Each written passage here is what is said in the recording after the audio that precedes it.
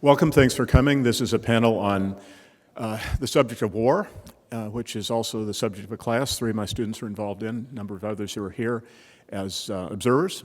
The leading off will be Brighton Richardson, who's talking about Frederick the Great's development as a commander. Yes? Okay, just, sorry, I'm trained to respond to raising hands. That's robotically. I think you can study that in the psychology department, explain it. Next is Caitlin Hollis, who is writing on American counterinsurgency in Vietnam, and Eric Hunt will be concluding the presentations. His subject, he'll have to correct me if I've got this wrong, but it's basically the development of American infantry tactics in the Spanish-American War, which is, I think, a topic for which he's very well qualified. All right, I will turn it over then to Brighton, who's going to be leading off.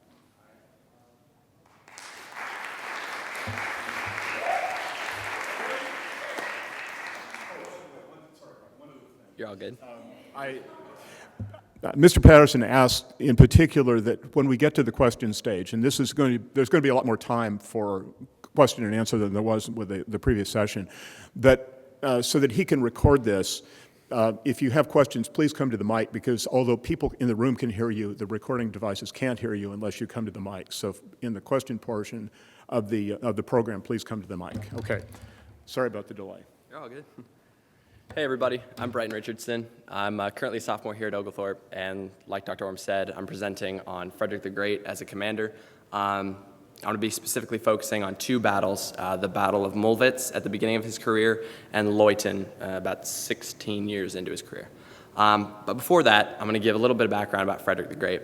He was born on the 24th of January, 1712, to Frederick William I, who was the current king of Prussia. And Frederick William I is kind of a weird guy. He never actually fought in a war during his kingship, and he held the kingship until he died. But he thought that the training of the Prussian military was extremely important. Not only that, he played a large role in the economy, in the school system, in really bringing Prussia to an economic power in Europe. He never really understood Frederick the Great. He thought he was not the brightest child, and so consequently he was very violent with him, and their relationship between Frederick William and Frederick the Great really wasn't very good. So as Frederick the Great gets older, he joins the Prussian military with a good friend of his, Hans Hermann von Katt, and eventually they both decide that they want to escape Prussia, to get away from Frederick William's rule, and Frederick William doesn't really like this. So they're captured on their escape, I guess, and they're both charged with treason.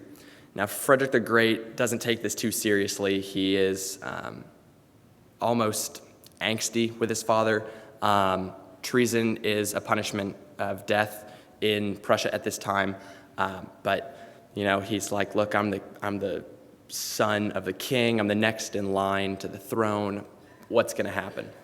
So Frederick William makes a point by executing his friend von Katt in front of Frederick the Great and banishes him for 2 years to Kustrin, where he studies military tactics and military history and really gets a large amount of knowledge on how exactly these battles, these different battles in history go.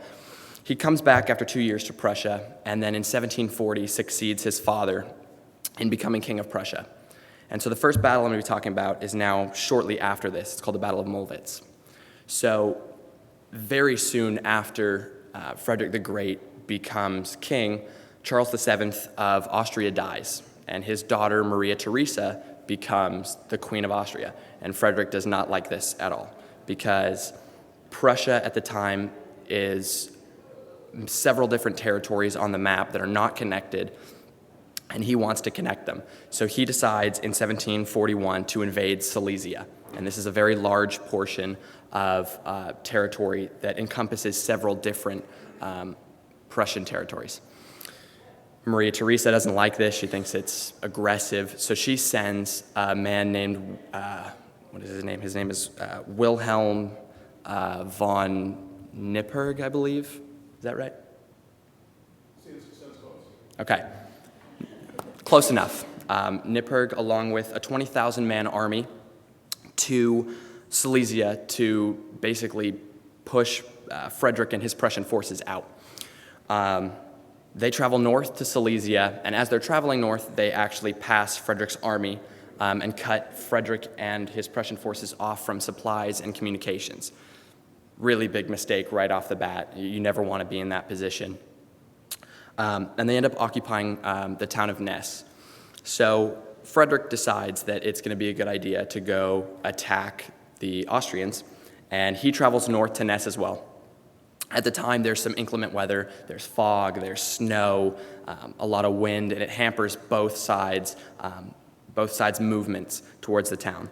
But he gets there on the 10th of April, 1741, at 9 in the morning. And he gets there, and the Austrian army is facing northeast, which is the exact opposite direction that Frederick is coming from. Most of them are either asleep or eating breakfast, and no one knows that the Prussian army is like on their doorstep. Frederick has total element of surprise, and rather than using it and taking the Austrian army, he decides that he's going to form his battle line, and it takes roughly 4 hours. In this time, the Austrians have seen Frederick. They have now made their own battle line and are now totally ready to fight the Austrians. So Frederick kind of lost any sort of advantage that he had. Around 1 o'clock in the afternoon, the forces start moving towards each other, and right off the bat, the Austrians send a large cavalry force down the right side to attack the Prussians. The Prussian cavalry tries to intercept them. They're pretty much decimated. It's not fun for the Prussians, and the Austrian force keeps moving towards the right side of Frederick's battle line. Frederick's general that's at his side is named Marshal Schwerin. Schwerin tells Frederick that it's time to go. Prussia's probably going to lose this battle. There's no need to get captured. So Frederick leaves. No escort, no place to meet. He just rides in the opposite direction of the battle. Schwerin turns around and decides that he's just going to make the battle work. So he positions certain forces to the right of his battle line where the cavalry's coming from, and they start volleying, volley after volley after volley. And because the Prussian military was so well trained by Frederick William, they fired at a much faster rate than the Austrians or any other European power at the time. So they destroy most of every one of the Austrian cavalrymen, which is a large blow to Austria. And then once the Prussian forces actually meet the Austrian forces, their volleying again just outmatches the Austrians. And so the Austrians break their lines. Many of them surrender. I believe it's roughly 6,000 are killed, which is a large chunk of the 20,000 that Nippurg was sent with. So Prussia wins, and basically the mistakes that were made by Frederick were that he let himself get cut off. He didn't take advantage of attacking the Austrian force when, they're asleep or eating breakfast. And then he retreats, which in my opinion is the worst, because as a morale thing, that's terrible. If my commander's leaving, we've pretty much already lost, in my opinion. But those are the three main things that he did wrong, and he later calls Mollwitz his school, he says Mollwitz was my schooling, because, he made so many mistakes. So fast forward 16 years, Frederick has fought several wars: the First Silesian War, the Second Silesian War, the War of Austrian Succession, and now we're beginning the 7 Years' War. Maria Theresa is still in power. Frederick is still in power. And prior to the Battle of Leuthen, in December of 1756, I believe it is, 1757, I apologize. Prior to that, Frederick is touring through Germany. A month before this battle, he gets Prussia's biggest victory, the Battle of Rossbach, which is a huge military success for Frederick. It's like his prime example of why he's such a good commander. While he's touring in Germany, Austria decides that they're going to take back a good portion of Silesia, and they occupy the main city of Silesia, which is it Breslau? Okay, so I'm close enough. And so Frederick doesn't like this, so he marches towards Breslau. And before he gets there, he gets to the city of Leuthen, and he meets an Austrian army of roughly 80,000 men, which is more than double of what he has. I believe his army is somewhere between 35 and 37,000. So it's this gigantic army, and it's led by a man that I don't remember off the top of my head what his name is. It's Charles something. He's an Austrian guy, a good friend of Maria Theresa, the queen. So over the last 16 years, Frederick had really gotten good at flanking his enemies, almost like using blitzkrieg that Hitler used in World War II. And the Austrians had realized this, and so they decided that to fight him at Leuthen, they were going to make a line that was 4 miles long. So his troops spanned 4 miles. And the point of this was he can't flank us if the line's that long. So Frederick sees this, and he maneuvers his troops before the battle in a way that really allows him to cripple the Austrian army. He splits his forces into a cavalry unit and infantry, and the cavalry moves straight towards the Austrian line. And then his infantry unit moves to this patch of low hills, and it's pretty hard to see them. And so Charles, the Austrian commander, can't see them and thinks they're retreating. So he moves a large portion of his forces on the left side away from the 4 mile long line. And then Frederick moves his forces around the hills and behind the Austrians. So the cavalry is moving straight forward along with support from, I believe they're 12-pound Prussian artillery guns. And most of the Austrians are occupied by this, and Frederick's infantry swoops behind them and just starts volleying, and complete havoc ensues. The Austrians break lines.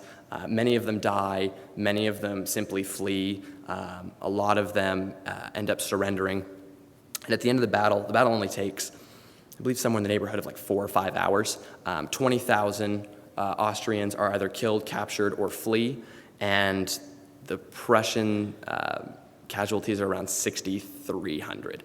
So it's a large difference. So Leuthen is much more of a military success for Frederick for several reasons. One, he doesn't retreat, so he doesn't give his troops the thought in the back of their mind that, oh, we've already lost.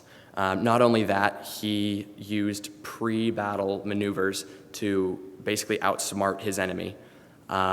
Even more so than that, he just decimates a very good portion of the heart of the Austrian army. 20,000 casualties is a quarter of their force, which is a very, very large hit to them.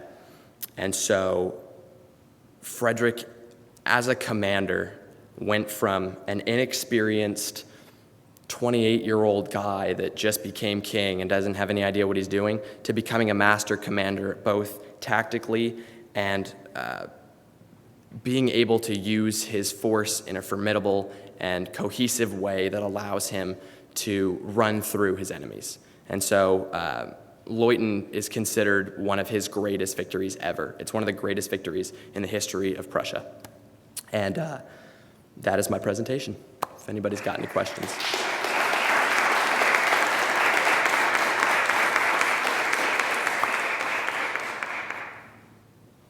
Mike.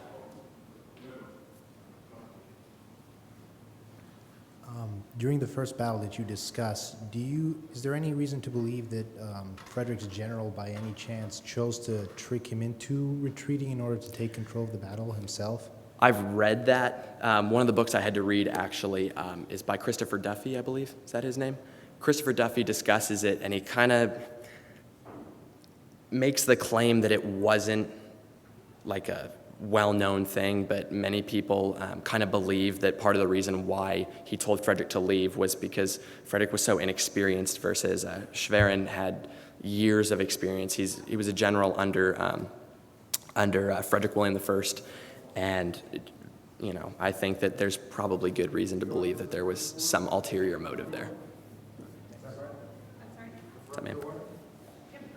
So you've made very clear the difference between Frederick at the first battle and the second battle. Now what I'm wondering is, How did he have a mentor through these 16 years, or just through his own experience try and fail? That's a good question. It's more trial and error. Frederick fights Mollwitz as the very first battle of the War of Austrian Succession.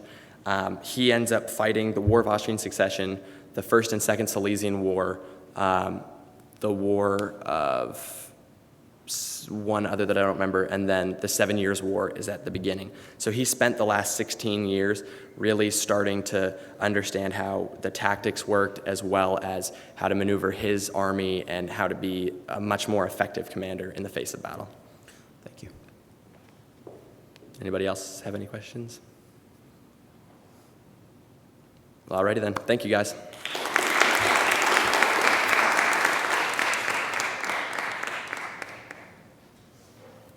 Hello, I am Caitlin Hollis, for those of you who don't know me, and I'm going to be doing counterinsurgency in Vietnam. And before I begin, I want to make it this farther away from me, and then I want to make it clear what I'm actually talking about. Counterinsurgency in Vietnam is the type of warfare that we executed while in Vietnam. I'm not discussing the politics or the negativity that was embraced in the homeland here in the home front. That is not the purpose of this. It is the type of warfare that we executed, just so everyone's not confused. Okay, Vietnam is clouded with lots of negativity. A lot of people deem it immediately as defeat, and it was not a successful attempt by the Americans. To be able to address this, which is what I will be addressing, was it a defeat or was it a victory? We need to understand exactly what insurgency and counterinsurgency is. So bear with me, I will be reading some definitions. Insurgency is the organized use of subversive and violent to seize, nullify, or challenge political control of a region. This, in Vietnam's case, was North Vietnam, the communists. Counterinsurgency is a comprehensive civilian and military effect designed to simultaneously defeat and contain insurgency and address its root causes. It requires the joint forces of the host nation, those leading the COIN, counterinsurgency, movements, which is led by a joint force commander. We, in this case, are the counterinsurgents movement. We were working with South Vietnam, who were trying to establish a democracy in their nation. Now that we know the players, let's now address the field. Counterinsurgency requires a different mindset than that of any other type of military action. It requires understanding of population, high acceptance of insurgent actions, comfortability around the population, and a unified approach.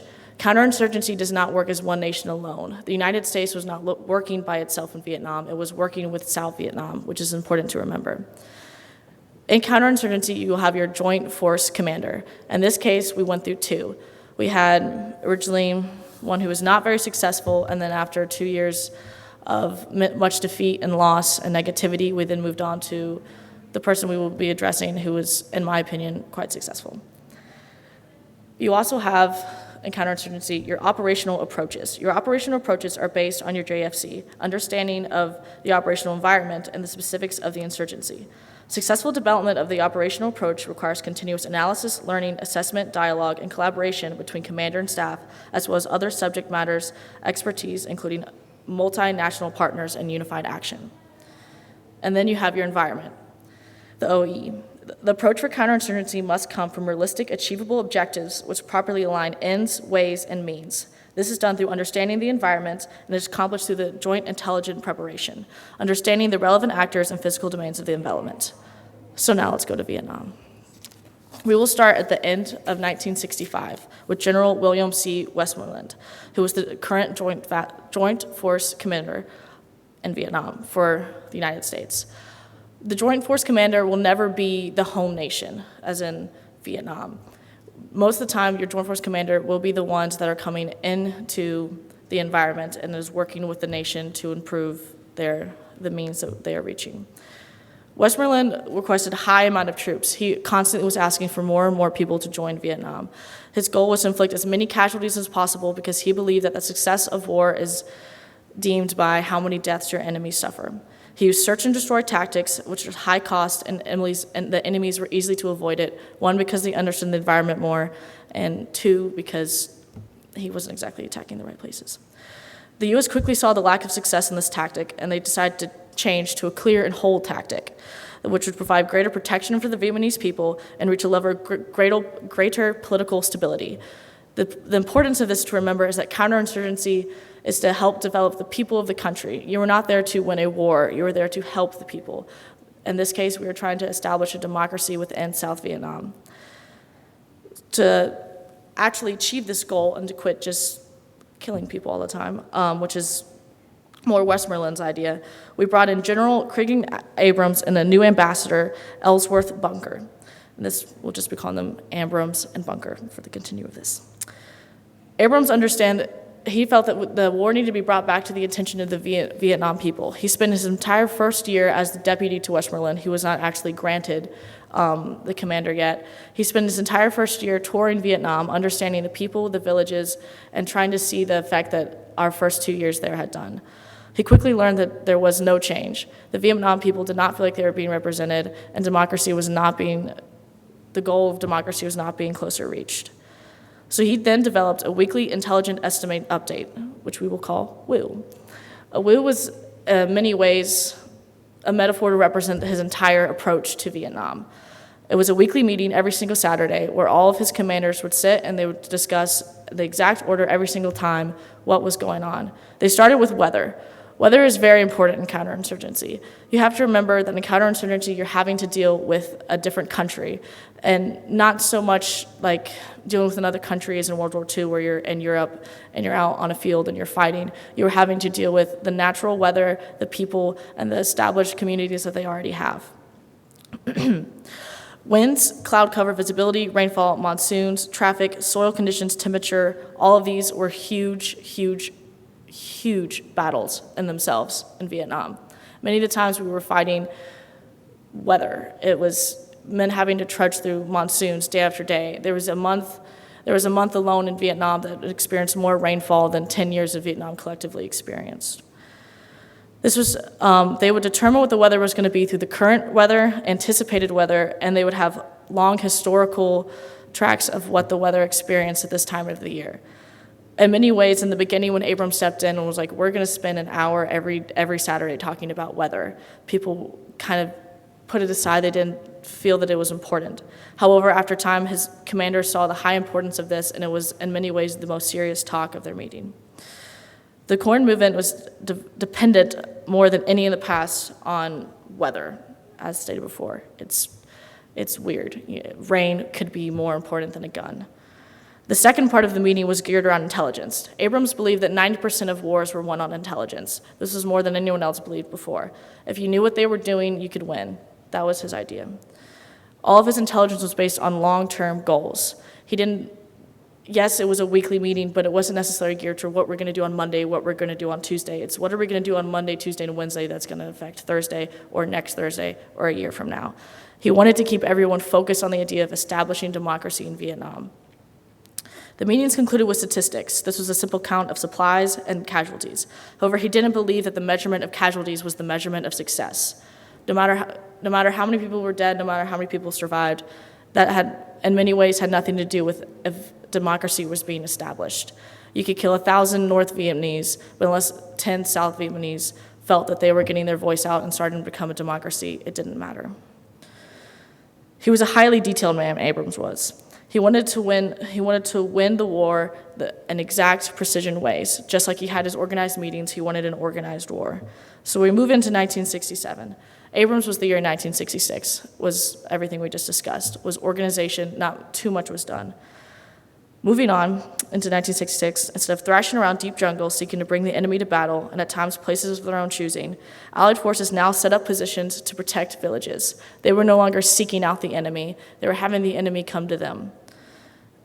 They were either protecting the villages or they moved into tiny, small subunits that would go around and try to defeat larger enemies, which was different than Westland before, who was sending out very large, huge tactical groups and facing them in straight battle, which they would lose.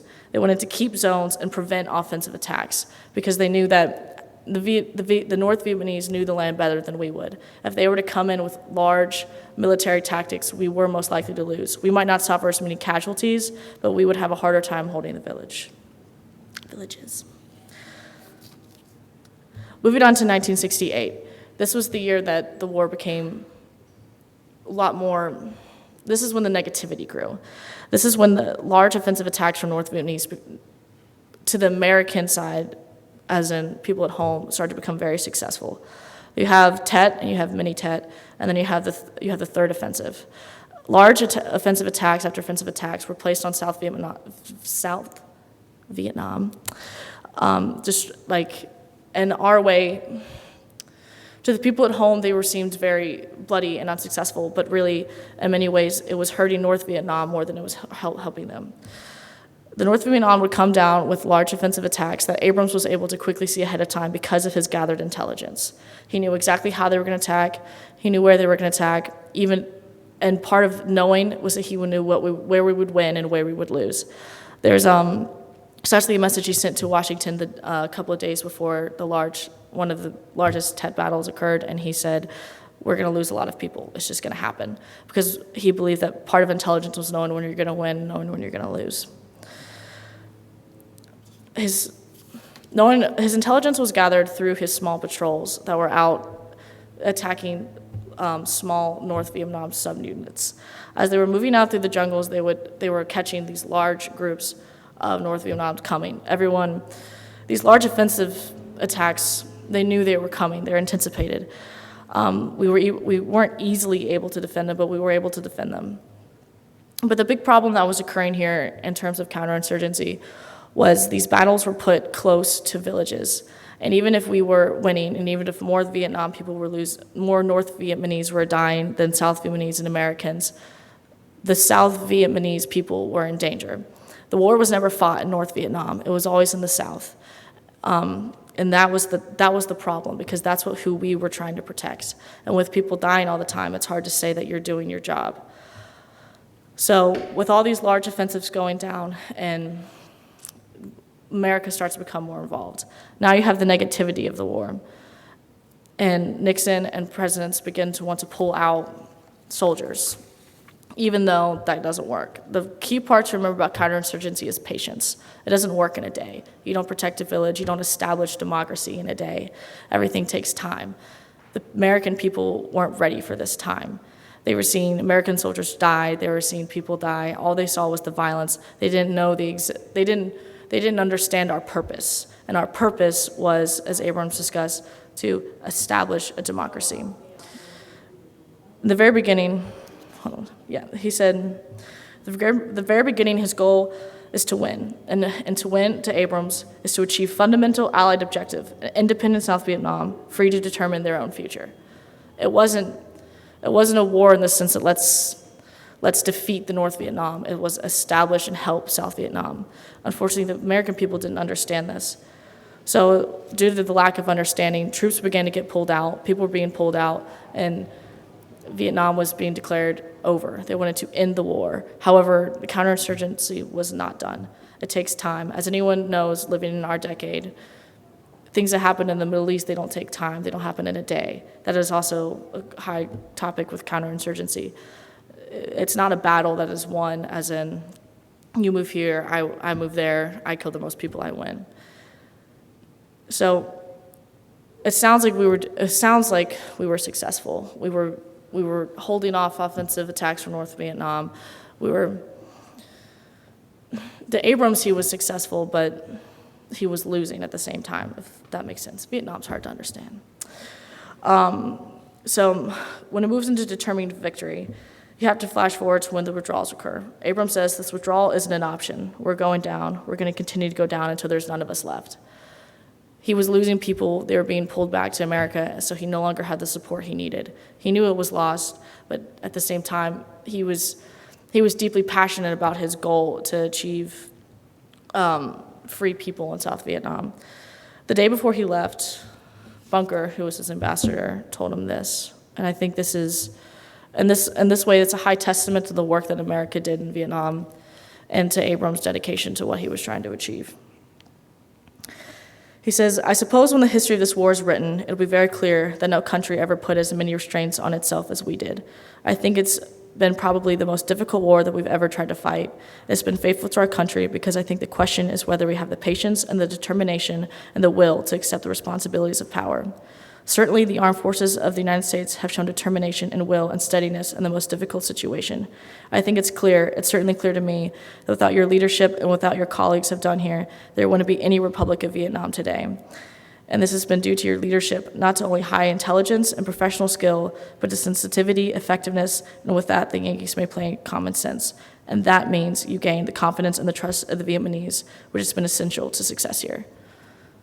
So although it is deemed as a victory, as a defeat, I think there are a few things we did in Vietnam that would have led to far greater success if it didn't get strung up in the politicalness of all of it. As we started to try to work out our ceasefire with North Vietnam, in many ways you could say, took advantage of the negativity that Americans were experiencing, and were able to use that to get the United States out of Vietnam. In 1970, a poll was taken around South Vietnam, and 90% of the population felt that they were still opposed to the communist rule. No matter what they deemed the U.S. attempt successful or not, they still were opposed to the communist rule that was attempting to take over their country.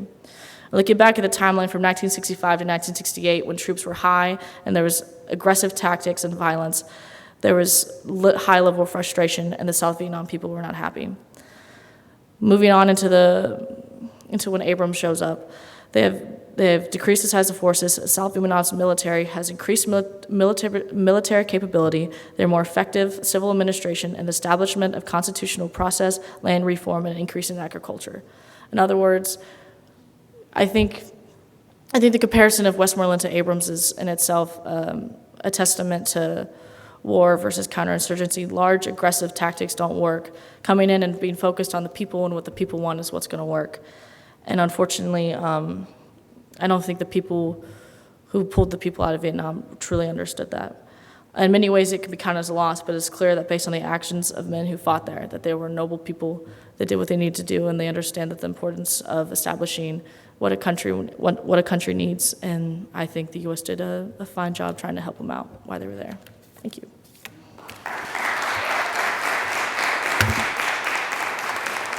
Does anyone want to ask me any questions? Not at once. Everyone stop. Okay.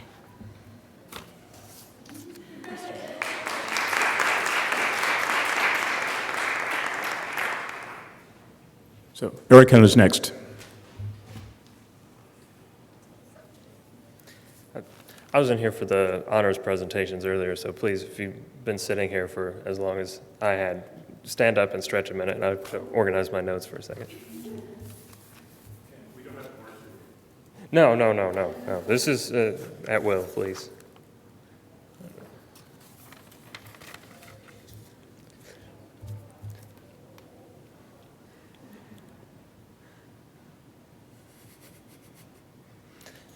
Oh, at least one person took me up on the offer. That was for you, not me. So I'm Eric Hunt. I'm a staff sergeant in the Georgia National Guard, and I'm an infantryman. So I'm going to talk about the development of infantry tactics in the Spanish-American War. When I say the Spanish-American War, this is a naval war. It's amazing naval victories.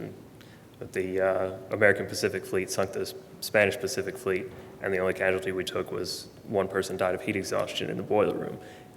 So why am I talking about infantry in the Spanish-American War? Well, there's some developments that occurred around the Spanish-American War. Specifically, the time frame is 1898. So the weaponry used in the Spanish-American War by the infantry soldiers is essentially the same weaponry used in World War I. The American forces were armed with the Krag-Jorgensen rifle. It's a Springfield design. It's a magazine-fed bolt-action rifle. The Spanish had the Spanish Mauser rifle. The difference between the two is a slight difference, but the Spanish Mauser has a detachable box magazine, so it could be loaded faster in the heat of battle. But it's essentially the same weapons that went into World War I. They also used two different machine guns. The Spanish had the Maxim machine gun, which is a water-cooled, belt-fed machine gun that was used extensively by the British in World War I. And the Americans had there was a Colt Remington model, I believe, that's, again, it's an air-cooled, belt-operated, or belt-fed, gas-operated machine gun. stopping the definition there, it describes the same machine gun that I've used in the Army today. So the development of tactics here is how do you deal with modern weaponry and machine guns as an infantryman on the attack? We hear a lot that World War I favors the defense because machine guns are defensive weapons, and there's nothing you can do to, the attacker is severely disadvantaged facing a machine gun. So this is the question I want to ask. So the first question is strategy. Napoleon defines strategy as the use of, you have to use time and space in military operations. And Napoleon says time is the more important because space you can win back, but if you waste time, you can never get it in return. So I want to discuss time as relates to Napoleon versus the Spanish-American War and then into World War I. So a Napoleonic soldier could fire 3 to 4 rounds a minute from his musket. In the Spanish-American War, this ratio is, the rounds per minute per soldier is something on the order of 16 to 20. So time, if your leader has to make a decision, you have to send a runner to the general. And Napoleon was notorious for being very top-down. There weren't a lot of devolution of decision-making. Small unit leaders didn't have a lot of authority. But in Napoleonic times, if it takes 10 minutes to send a runner to Napoleon and say, do we need to attack now? And in 10 minutes he can run, get the answer, and come back. There's a certain amount of fire that occurs in that 10 minutes. So adjusting that in the Spanish-American War, because of the amount of fire, that 10 minutes, an hour might as well have gone by on the front. So the speed of decision-making is elongated simply because of the speed of the action on the ground. All right. So in the Spanish-American War, the American general, General Shafter, he reminds me a lot of, if you've read War and Peace, the way Tolstoy deals with Kutuzov. He's a large man, for one, and he doesn't seem to be very involved on the front line and allows battles to sort of take place as they would. Tolstoy seems to think that leadership has no meaning in battle. But I get a different sense from this because Shafter doesn't have, in the Battle of San Juan Hill, Shafter doesn't have any direct control over a lot of the maneuvers that take place. That doesn't mean there's no leadership. It means the leadership is devolved to a lower level. So there's particularly in the Battle of San Juan Hill, the line gets bogged down at a barbed wire fence, and the Spanish are raining withering fire on the American forces. So a lieutenant runs up to his captain and says, we can't keep this position. And the captain says, we don't have time to ask anybody. And the lieutenant says, well, I'm going to attack. The captain says, well, I can't authorize that, but I'm not going to stop you. So the lieutenant just runs out and makes the attack happen.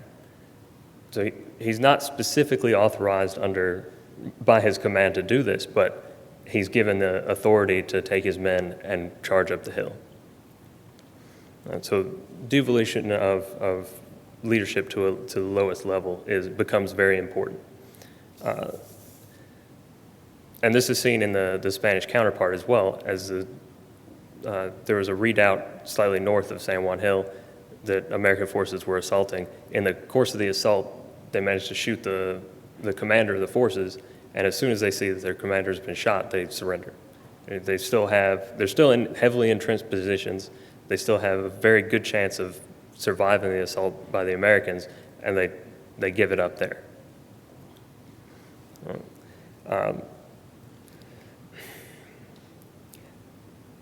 I apologize somewhat. Dr. Orme reminded me 2 days ago of a book that by Stephen Biddle. I went out to the library and got it, and I started to reorganize my entire report because he said a lot of the same things I wanted to say. So what Stephen Biddle describes as the modern system, and he says this is how you deal with machine guns and large volumes of infantry fire. And he says the elements of this are cover and concealment, which are the ability to either not be seen by enemy forces or to not be hit by enemy fire. small unit level command, dispersion of forces just spreading out. And I'll talk about each of these in a minute. And there's a combined arms actions between infantry and artillery. So to speak about cover and concealment, and the main resources I used when researching this, I had the manual of infantry drill from 1891, and the same manual produced in 1904. So the only thing that's happened in between is the Spanish-American War, and these are the lessons they've learned from that war.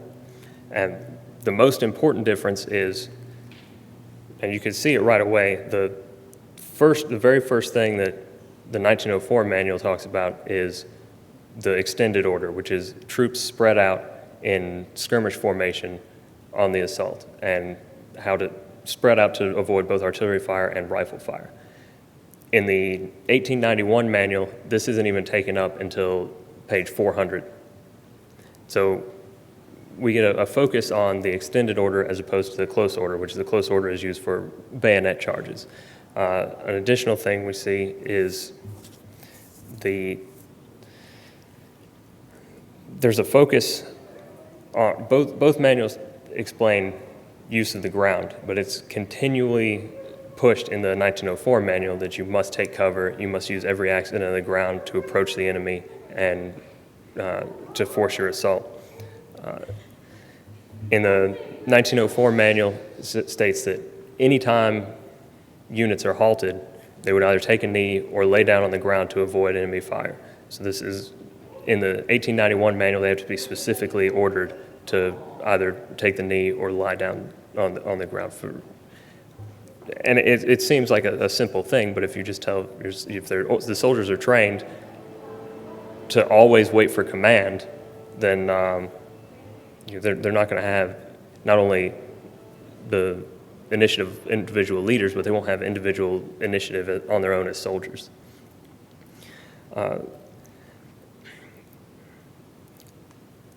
There's an additional problem of when the Spanish-American War started, there were only 28,000 people in the United States Army. There were approximately another 100,000 in the National Guards, but each was held by the governor and by the states. And they didn't cooperate with each other. They didn't have standardized doctrine. They didn't even have standardized uniforms. They didn't have standardized weapons. So the National Guard units that came up, a lot of them were essentially gentlemen's clubs. And so after the Spanish-American War in 1903, the Militia Act of 1903, or the Dick Act, standardized these things. It provided federal funding so that the National Guardsmen were actually paid federally instead of by the states. And in trade-off of this, the federal government got some control over what the doctrine of the National Guard was. They were required to stay with the doctrine of the Army federally. They're also required to use the same uniform as the federal Army and the same weapons and equipment. And part of the impetus for this was when the 71st New York Volunteers showed up for deployment to Cuba, fully a third of them had never actually fired a weapon. So these are National Guardsmen serving in the United States military. Presumably they're going to be our line of defense if the country's attacked. A third of them have never actually fired a rifle. And so they had approximately 2 weeks to actually train in military drill before going to Cuba. And this is why the Militia Act of 1903 was so important.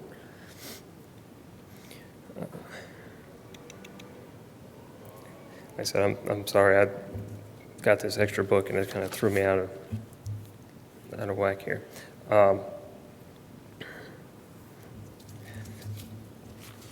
So now, how important is this doctrine? Obviously, if the lieutenant can run out and cause an attack immediately, and this isn't anywhere in paper, what accounts for it? It's a sort of a point of pride passed around the Army. There's a pair of quotes, and I want to read one that's supposedly by a Soviet commander, observing U.S. operations.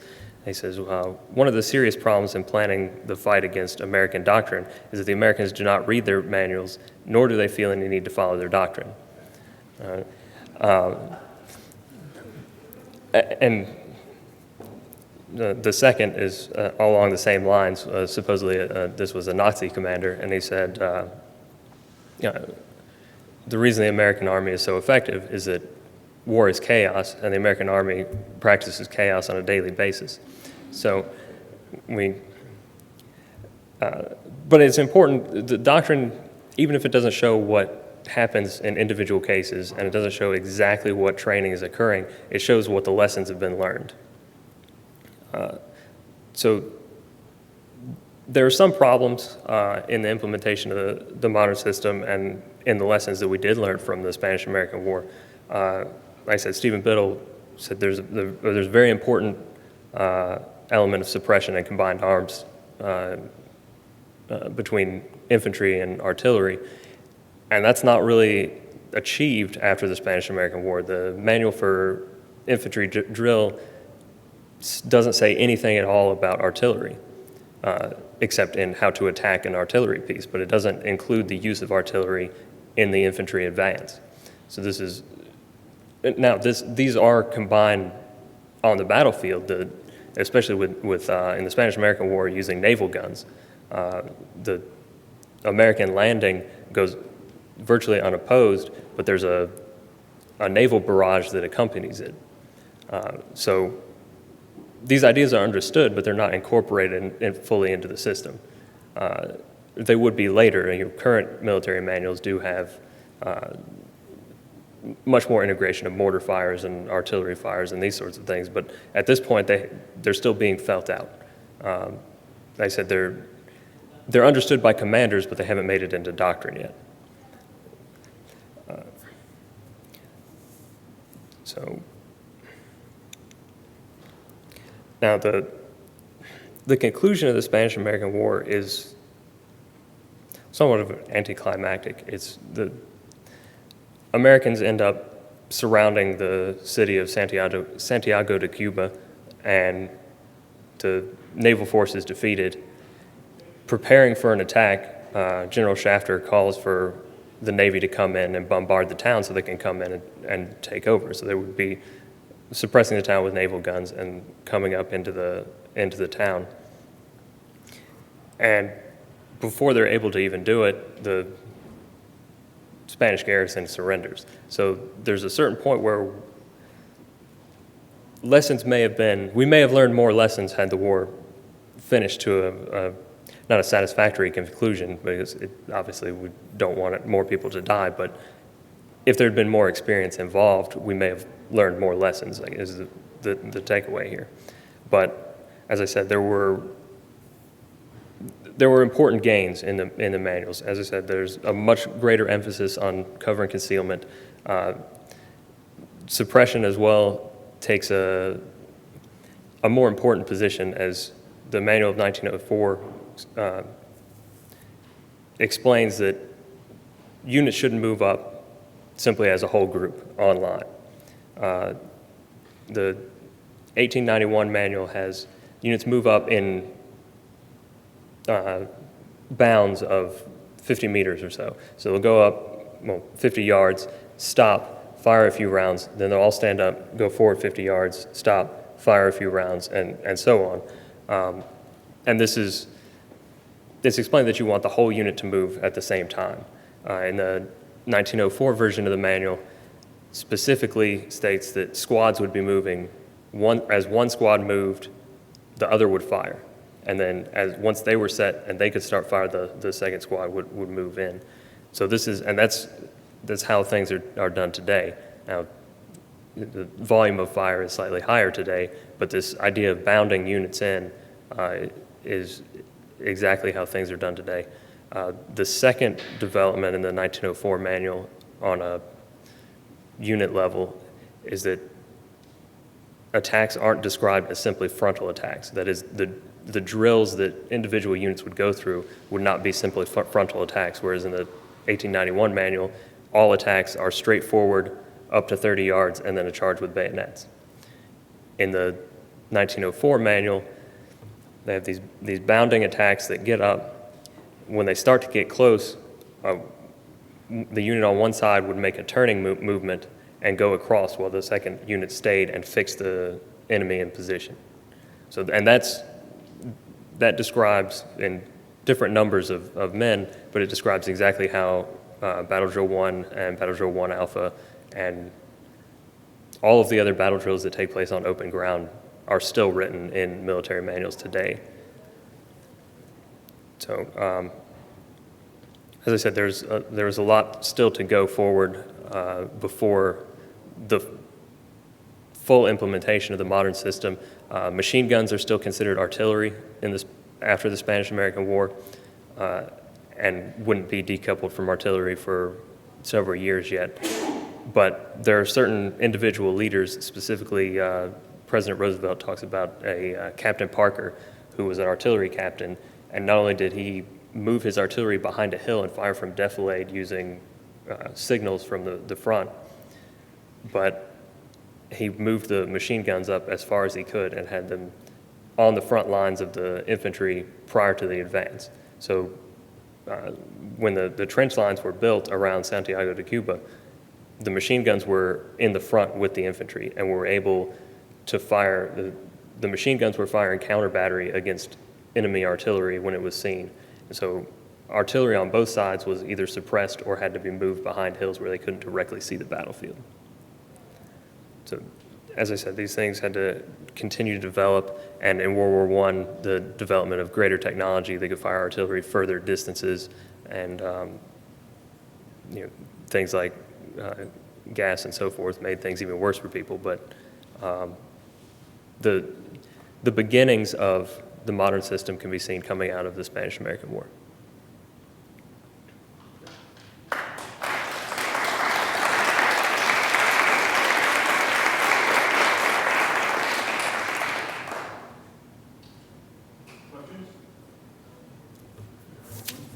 We need to define terms like suppression. Oh, okay. I'm sorry. It's another difficulty for me. I give a lot of classes to infantrymen as a sergeant. This is my job, and so there are certain things that I don't think about. So to define suppression and dispersion as suppression is firing ordnance, whether artillery, machine gun fire, rifle fire. You fire at the enemy, and the enemy he can't move. He's fixed in place. So ideally, he has to hide in a hole and can't fire back. But at the very least, you want to keep him from being able to move. So if the enemy can't move and you can maneuver, then you can defeat the enemy by maneuvering into a better position, a separate unit. So this is how a flank attack works. You have your initial unit is in place, firing at the enemy, if the enemy's here, continuing to fire on the enemy so that they're suppressed and they can't move anywhere. And then you bring a second unit up from the side and sweep across to wipe them out. So that's suppression. Dispersion is, it doesn't mean that you're moving units apart from each other, but you're moving individuals apart from each other. So the important thing here is that the range of a bayonet is not much longer than my arm, but the range of a rifle is some possibly 500 meters. So it's not important that that we be shoulder to shoulder to be able to protect each other. So dispersion would mean that in the manuals of 1891, dispersion is 2 paces apart. So no two soldiers would be any close than, say, from here to over here. Modern manuals, because of greater rates of fire and these sorts of things, would spread people out even further. So 3-21-8, which is the current infantry platoon and squad, would say in a typical environment, I wouldn't be any closer than 10 meters from any other soldier. This would protect me. It would keep, if I'm hit with machine gun fire, then no one else is going to be hit, or a hand grenade. It limits liability to a single person as opposed to wiping out an entire team or squad.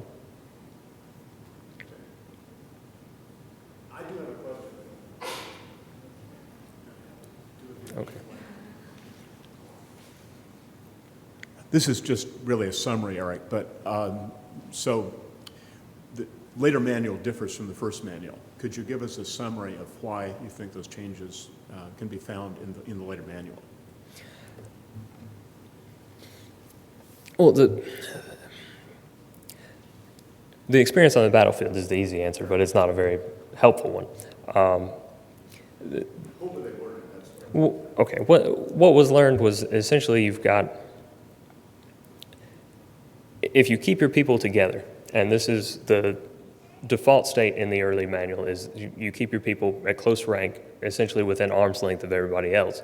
So as you press your attack, the enemy fires volley fire at you, or they fire with a machine gun and they hit 2 or 3 people at once, and it's very easy to do.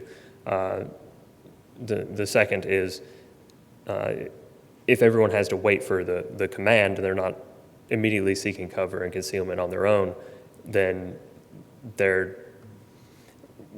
open themselves that much more up to fire. So by following specifically the dictates of the earlier manual, people expose themselves to fire more. So lethality isn't nearly as, to give some other definitions, the Army looks at competencies in terms of lethality, mobility, and survivability. So survivability is staying alive, lethality is killing the enemy, and mobility is being able to move. The changes in the manual are almost, you don't see many changes that increase lethality. I mean, you see a little bit of encouragement to make sure that you can always, that whatever position you take, you can perform effective fires on the enemy, but presumably that's, the leader's going to direct that in the earlier manual as well. But mostly what you see are efforts to increase survivability, so to keep the individual infantryman from being shot in the process of the assault. So in the earlier manual, when moving towards the enemy, there's not a, the exact wording, let me see if I can find this in my notes. This was somewhat technical, but the exact wording is important.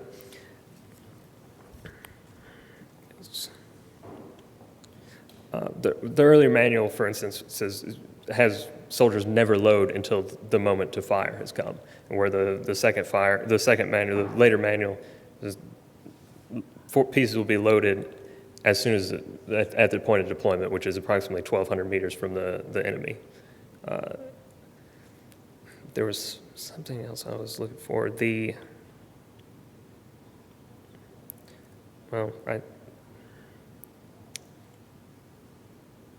Okay, well, I can't find the exact wording, but the effect is that both manuals encourage the individual infantryman to seek cover as he's moving towards the objective. The earlier manual says that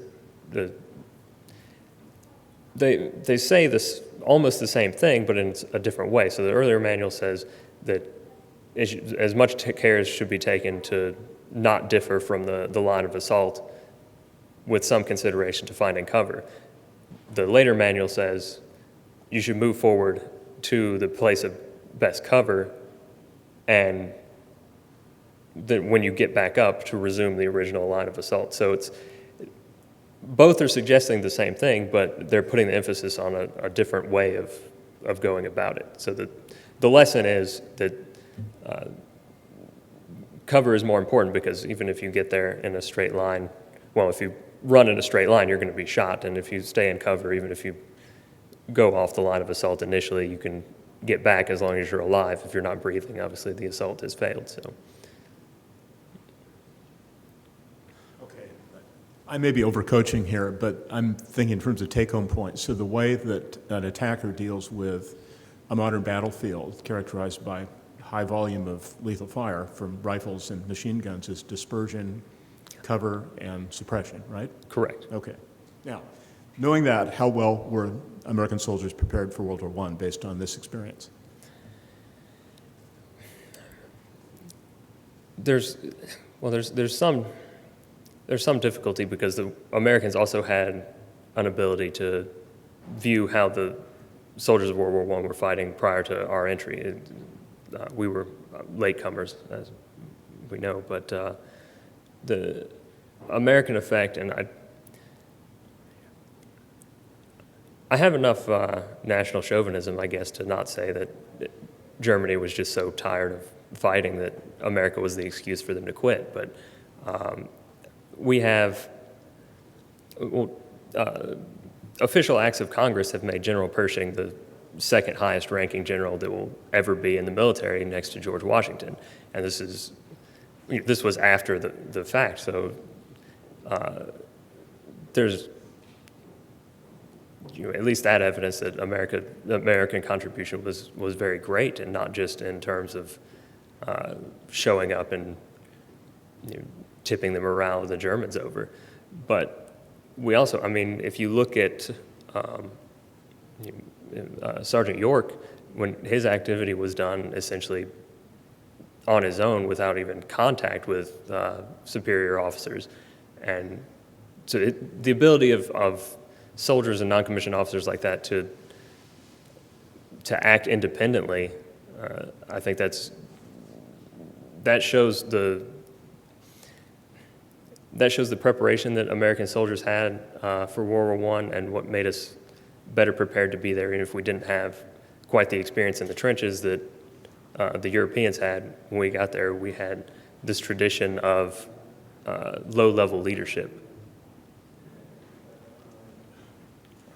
It was a good answer to a possibly unfair question, because it went beyond the bounds of your presentation. Other questions for Eric Hunt or anybody else on the panel? Thank you all for coming. Thank you, presenters. We'll be hearing from you.